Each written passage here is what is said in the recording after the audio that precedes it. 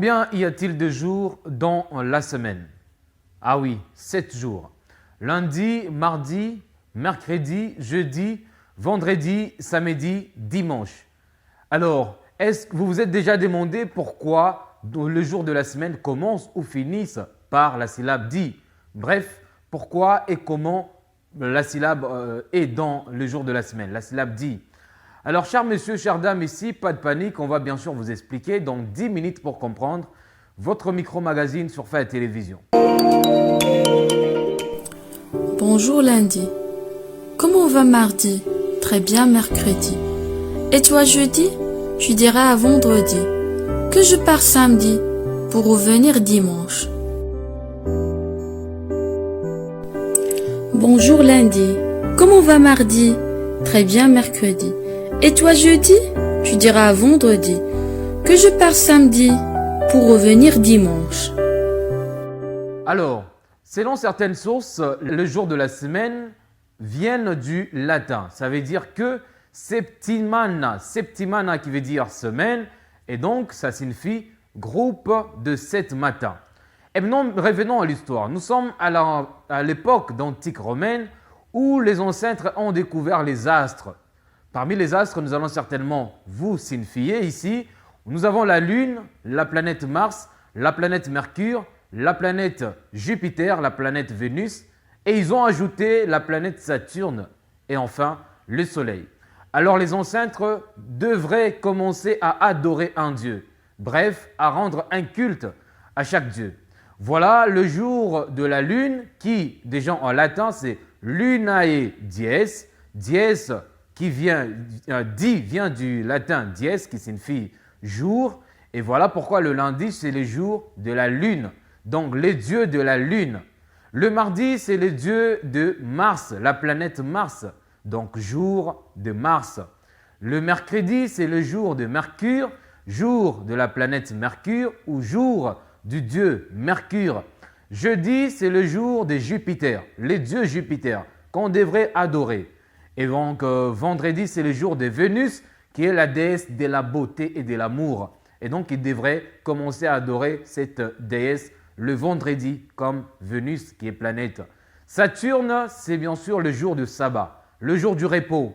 Et les dimanches, c'est le jour du soleil. Et les chrétiens ont compris, n'ont pas voulu rester dans la même façon de voir les choses avec les Romains. Ils ont changé, ils ont dit, au lieu de rester dans le jour du soleil, nous, c'est le jour du Seigneur. Jour du Seigneur, ça veut dire ici Dominica dies ou dies Dominica. Jour du Seigneur, jour des cultes que nous devons rendre gloire à notre Jésus ou à notre Seigneur. Alors, les anglophones restent toujours dans cette façon de voir les choses et n'ont pas voulu changer. Ça reste le jour du soleil. Voilà pourquoi en anglais c'est Sunday. Alors ici, nous allons maintenant vous donner chaque Dieu avec son rôle parce que vous avez bien compris pourquoi le jour de la semaine comporte la syllabe di. Parce que en latin, c'est dies, dies qui veut dire jour, et di vient du mot latin dies qui veut dire jour. Merci et c'est tout de suite. Commençons par Jupiter, il est le fils de Saturne et roi des dieux, dieu du ciel, de la lumière, du tonnerre et de la foudre, il est accompagné de sa femme Junon. Mais étant un séducteur, il eut de nombreuses conquêtes. S'il est roi des dieux, il est évidemment roi des hommes, s'occupant suivant son humeur, à leur lancer des éclairs et à faire gronder le tonnerre avec son foudre. Il est souvent représenté avec ce dernier, sur un trône pour symboliser sa domination, avec un sceptre et souvent accompagné d'un aigle qui symbolise son association au ciel. Jupiter est aussi le garant des pactes, il ne manquerait pas de venger un pacte rompu par la traîtrise. Lors des cérémonies, Jupiter occupait la place la plus importante de par son statut de roi. Il y avait même un jour de la semaine qui lui était consacré, le jeudi. Pour honorer Jupiter, il fallait lui ramener les armes, armures et autres trophées pris aux ennemis vaincus. On pouvait aussi lui sacrifier des animaux, mais attention, seulement de couleur blanche. Voilà pour Jupiter. Passons maintenant à Neptune. La reprise du mythe grec de Poséidon fait de lui le fils de Saturne, donc frère de Jupiter avec qui il entretient des relations houleuses. Il est le dieu des mers et des océans, plus généralement des eaux, de la navigation et des tremblements de terre. Il est un des dieux romains les plus anciens, possède un caractère réputé colérique et belliqueux. Il eut comme son frère, énormément de conquêtes féminines rendant impossible l'identification de tous ses descendants. Il est représenté avec un trident, sur un char tiré par des chevaux, des hippocampes ou encore des dauphins, avec une longue barbe, la chevelure ondulée, souvent hirsute. Il est célébré par 2 jours de fête en été, où boissons et jeux sont de mise. Lors de ces fêtes on pouvait lui offrir un taureau en sacrifice. Dirigeons-nous du côté de celui qui est, sûrement, le dieu romain le plus connu, j'ai nommé Mars, dieu de la guerre. Il était souvent sollicité lors de catastrophes naturelles ou de défaites militaires qui représentaient son mécontentement. Il était en revanche célébré lors de grandes victoires militaires et de récoltes abondantes. Il est souvent représenté en tenue de combat, en armure, casqué, accompagné de son bouclier et de son épée souvent ensanglantée. Son histoire reprend celle d'Arès dans la mythologie grecque. Mars est donc le fils de Jupiter et Junon, il est aussi l'amant de Vénus. Il est comme son oncle Neptune, il a un caractère colérique et aime les conflits. Il est l'un des dieux les plus anciens du panthéon romain, la légende disant même qu'il serait le père de Rémus et Romulus fondateurs de Rome. De ce fait il est lié de près au système agricole des Romains, plus particulièrement au rythme que doit adopter l'armée suivant les périodes de l'année, en fonction des étapes agricoles. Les campagnes militaires commençant au printemps et finissant en automne. Il était associé au vautour, au chien, au pic-vert, à l'aigle ou au hibou. Pour honorer Mars, on pouvait lui offrir en sacrifice des animaux, prisonniers et même les fruits des récoltes. En résumé, Mars est peut-être le 2e dieu le plus important pour les Romains, après Jupiter.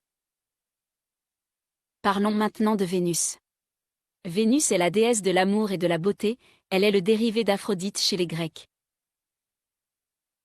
Vénus était à la base, considérée comme la déesse de la végétation et de la fertilité, puis, après l'assimilation des dieux grecs, fut fille de Jupiter et de Dionée. Elle donna naissance entre autres à Cupidon, Hermaphrodite, Énée, et Antéro. On lui donna des traits liés à l'écume de l'eau, à la séduction des dieux et des mortels.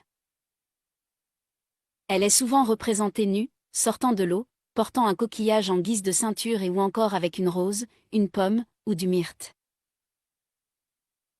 Elle est la déesse célébrée lors des mariages. Vénus est l'épouse de Vulcain, qui est le plus laid des dieux, et ceci par choix de ses parents. Mais elle eut de nombreux amants, dont Mars.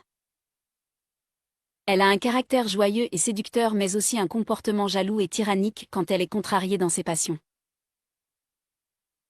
Par exemple, quand Hélios a dénoncé l'adultère de Vénus avec Mars à Vulcain, Vénus a lancé une malédiction sur toute la descendance d'Hélios. Le mois de Vénus était le mois d'avril, et lors des fêtes qui célébraient Vénus, les femmes organisaient des chœurs. Voilà pour Vénus. Tournons-nous pour finir vers Mercure. Mercure est le dieu du commerce, après l'assimilation grecque à Hermès, il devient également le dieu des voleurs, des voyages et le messager des autres dieux. Il est également le fils de Jupiter, et Maia, déesse des plaines. Mercure servait souvent de médiateur entre les dieux et les mortels, ses pieds ailés lui donnant l'avantage de la vitesse. Il était donc le patron de la circulation en général des personnes, des biens et des messages. Il est souvent représenté portant un sac, pour symboliser les richesses engrangées, aussi tenant le caducée et une baguette utilisée pour résoudre les conflits.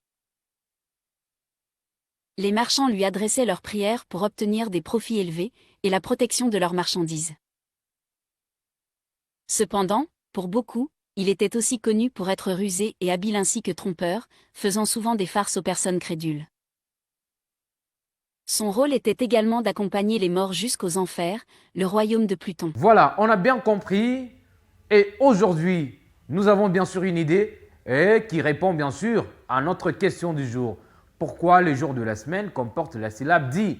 Oui, parce qu'en latin, dies, qui veut dire jour, et nous, on a dit di, qui veut dire également jour. Mesdames, Messieurs, Au revoir.